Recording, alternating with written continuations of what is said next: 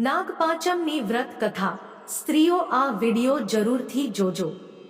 નમસ્કાર મિત્રો, શ્રાવણ વદ 5 એ જ નાગપાંચમ વ્રત કરનારે પાંચમના દિવસે પ્રાત કાળે સ્નાન કરી પવિત્ર થઈને ઘરના પાણિયારા પર નાગનું ચિત્રામણ દોરવું, પછી ત્યાં ઘીનો દીવો અને ધૂપ કરી પૂજન કરવું।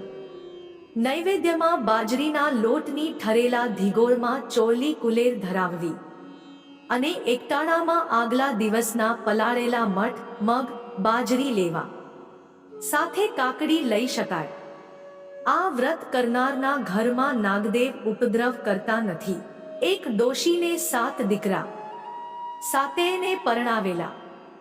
7 વહુઓમાં જે નાની વહુ હતી તેના પિયરમાં કોઈ મળે નહીં, એટલે બીજી વહુઓ તેને અવારનવાર ન બાપી ન પિયરી કહી મહેણા દે। એટલું જ નહીં, બધી નાની વહુને જેવું તેવું ખાવાનું આપે અને ઘરનું બધું કામ તેની પાસે કરાવે। એવામાં શ્રાદ્ધ પક્ષ બેઠો અને ડોશીના ઘરમાં દૂધની મજાની ખીર રંધાઈ, પણ નાની વહુને જરાયે ખીર ન આપી। નાની વહુને ચડતા દિવસો હતા, તેને ખીર ખાવાની ઘણી ઈચ્છા થઈ, પણ કોઈએ આપી નહીં। એવામાં સાસુએ તેને બોલાવી કહ્યું, અલી નપિયરી, આમ નવરી બેસી શું કરી રહી છે? જે કંઈ વધુ ઘટ્યું હોય તે ખાઈ લે અને પછી નદીએ જઈને અજીઠા વાસણો માંજી આવ। નાની વહુ તો હરખભેર રસોડામાં ગઈ, જોયું તો ખીરની તપેલીમાં જરાયે ખીર ન મળે, માત્ર તેની કપટીઓ બાઝેલી હતી। તે બિચારી ભૂખ્યા પેટે ઢગલો વાસણ લઈ નદીએ ગઈ। પછી તેણે ખીરના તપેલામાં જે કપોટી બાજી હતી તેને ઉખાડીને તે ભૂકો એક વાડકી ધોઈને તેમાં રાખ્યો ને તે વાડકી નજીક આવેલા ઝાડના થડ પાસે મૂકી, જેથી પછી નિરાંતે ખાઈ શકાય। પણ નાની વહુના ભાગ્યમાં ખીરની કપોટી પણ નહોતી। એ ઝાડ આગળ રાફડામાં એક ગર્ભવતી નાગણ રહેતી હતી। તેને ખીરની વાસ આવી, એટલે તે બહાર આવી બધી કપોટી ખાઈને હરખભેર રાફડામાં જતી રહી। નાની વહુએ બધા વાસણ માંજી સ્નાન કરી લીધું, પછી વસ્ત્રો પહેરીને ખીરની કપોટી ખાવા ઝાડ પાસે ગઈ તો વાટકીમાં કંઈ જ ન મળે। તે આશ્ચર્યમાં પડી ગઈ। પેલી નાગણી રાફડામાંથી ડોકું સહેજ બહાર કાઢીને ત્યાં જોઈ રહી હતી। ત્યાં તો નાની વહુ ગુસ્સે થવાને બદલે બોલી કે મારા જેવી કોઈ દુખિયારીએ ખીર ખાધી હશે, ભલે તેણે ખીર ખાધી, મારું પેટ ઠરે એવું ખાનારીનું પેટ ઠરજો। નાગણી આ સાંભળી તેના પર પ્રસન્ન થઈ।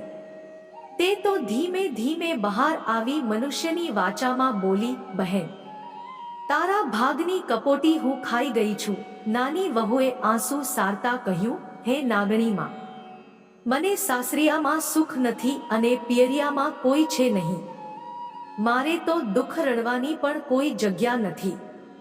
સાસરે પૂરું ખાવાનું પણ મળતું નથી, ઘરનું વૈતરું કરવું પડે છે, તો એ મેણા તો રોજ સાંભળવા પડે છે।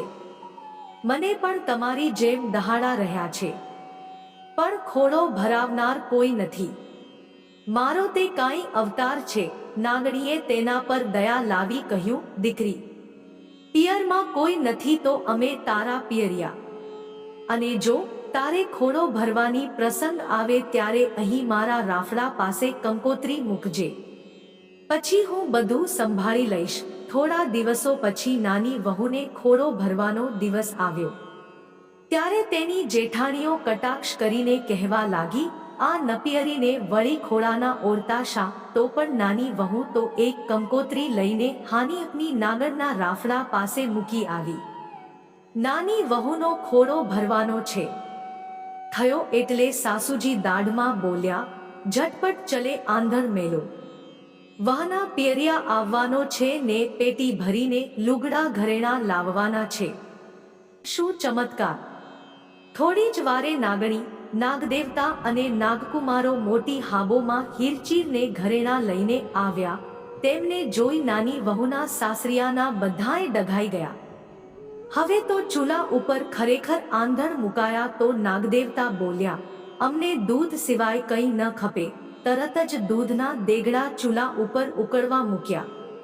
પછી મોટી મોટી કથરોટમાં એ મસાલેદાર દૂધ નાખી તેને બીજા ઓરડામાં ઠારવા મૂક્યું એટલે નાગકુટુંબ બધુંય દૂધ પી ગયું. ત્યારબાદ નાની વહુનો ખોળો ભરવાની વિધિ શરૂ થઈ. વહુના પિયરિયા તરીકે આવેલા નાગરાજના કુટુંબીઓએ નાની વહુને હીરના ચીર, રેશમી સાડીઓ, અતલસના કપડાં, સોના ચાંદીના દાગીના, રત્નજડિત અલંકારો આપ્યા. એ જોઈને નાની વહુના સાસરિયાવાળાની તો આંખો જ ફાટી ગઈ હતી. ખોળા ભરણું થયા પછી નાગ દેવતાએ ડોશીમાને કહ્યું, માજી, તમારી વહુને અમારી સાથે વળાવો. સુવાવડ આવ્યા પછી 1.25 મહિનાનું નહાશે ત્યારે તેને અમે મૂકી જઈશું. નાની વહુ તો નાગ કુટુંબ સાથે ગઈ.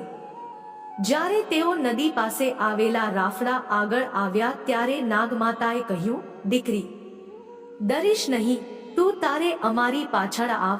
તે બધાની પાછળ નાની વહુ રાફડામાં પ્રવેશી તો અદર મોટું ભોંયરું હતું અને તેમાં સુંદર મહેલ હતો.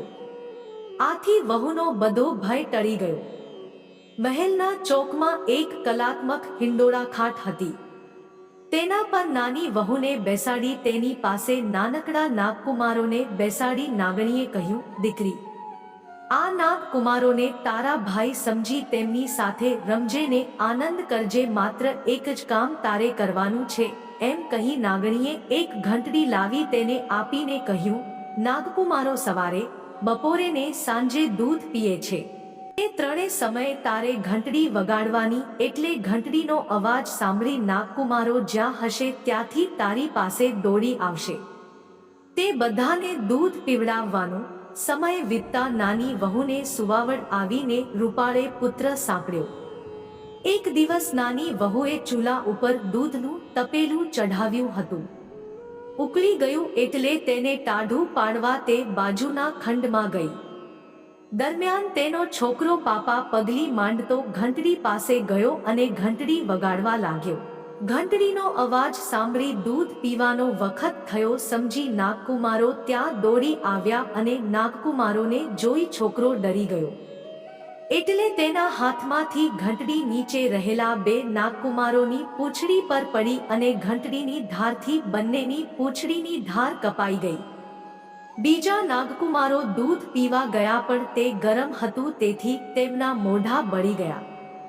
નાની વહુએ નાગકુમારોના ચિત્કારો સાંભળ્યા અને તેણે આવીને જોયું તો નાગકુમારો બાંડિયા બુચિયા થઈ ગયા હતા. તે પોતાના અણસમજુ છોકરાને કહે પણ શું?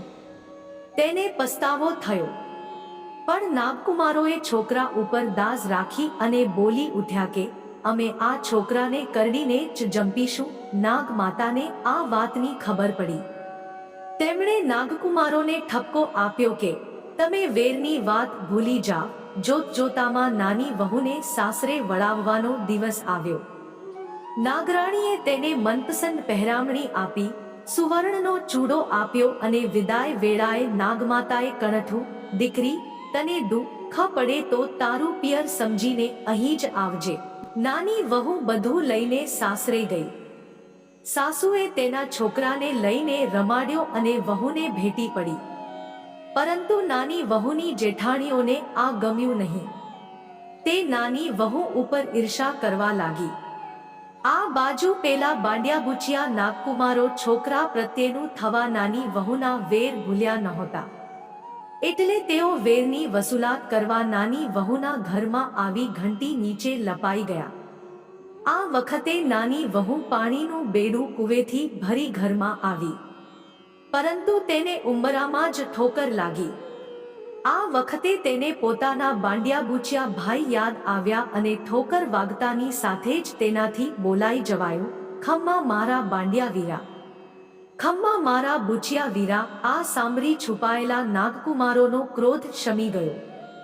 એક દિવસ નાની વહુના છોકરાએ મોટી વહુની દૂધની તાંબડી ઢોળી નાખી એટલે તે કો કરીને ગુસ્સામાં બબડવા લાગી, અમો ગરીબનું દૂધ ઢોળીને તમારા હાથમાં શું આવવાનું છે? અમે પાછું કયા લેવા જઈશું? તમારે તો પિયરની ઓથ છે. નાની વહુને જેઠાણીના આ વેણ કડવા ઝેર જેવા લાગ્યા.